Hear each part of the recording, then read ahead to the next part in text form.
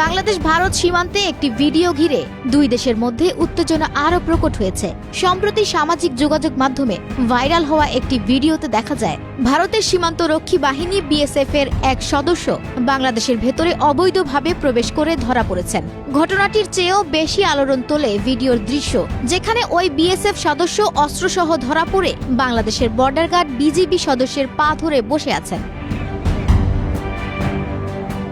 BGB সদস্যের পা ধরে বিএসএফ এর এক সদস্যের বসে থাকার ভিডিও ভারতে আর দেখা যাচ্ছে না। অনুসন্ধানী সাংবাদিক জুলকারনাইন সায়ের শেয়ার করা ভিডিওটি ভাইরাল হওয়ার পর ভারত জুড়ে আলোচনার ঝড় তুললেও ফেসবুক কর্তৃপক্ষ সেটি দেশটিতে সীমাবদ্ধ করেছে।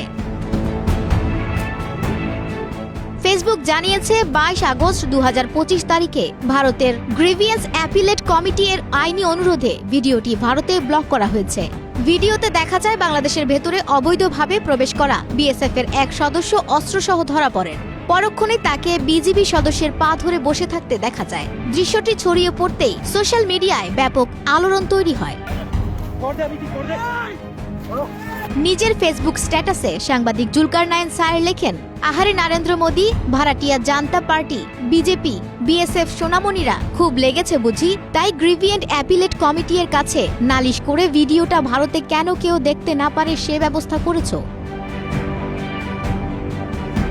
পরক্ষণেই তিনি আবার ভিডিওটি পোস্ট করে লিখেন, ভারত সরকারের গ্রিভিয়েন্ট অ্যাপিলেট কমিটি এর অনুরোধে সামাজিক যোগাযোগ মাধ্যম ফেসবুক এই ভিডিওটি ভারতে ফেসবুক ব্যবহারকারীদের কাছে আনঅ্যাভেলেবল করেছে। নিশ্চিতভাবেই বাংলাদেশ বর্ডার গার্ডের এই বিরোচিত পদক্ষেপ দেশটির সরকারকে চরম বিব্রতকর পরিস্থিতিতে ফেলেছে। বাংলাদেশ ভারত সীমান্তে সাম্প্রতিক সময়ে উত্তেজনা ক্রমেই বাড়ছে। বিএসএফ এর বিরুদ্ধে সীমান্ত অতিক্রম, নিরীহ মানুষ হত্যাসহ নানা অভিযোগ আগেও একাধিকবার উঠেছে। ঠিক এমন প্রেক্ষাপটে এই ভিডিও ভাইরাল হওয়া এবং পরে ভারতে তা নিষিদ্ধ হওয়া নতুন বিতর্কের জন্ম দিয়েছে। এই ঘটনাকে ঘিরে বাংলাদেশ ভারতের সম্পর্কে নতুন চাপ সৃষ্টি হতে পারে। বিজিবি সদস্যের সামনে বিএসএফ সদস্যের এমন আত্মসমর্পণের ছবি ভারতের সামরিক ভাবমূর্তিকে ধাক্কা দিয়েছে। অন্যদিকে বাংলাদেশি জনমনে এটি এক ধরনের আত্মতৃপ্তি ও বিজিবির প্রতি আস্থার প্রতীক হিসেবে দেখা হচ্ছে।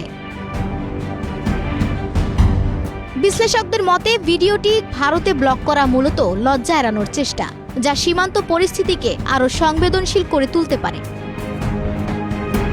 আফসানা ভুইয়া, প্রবাস খবর।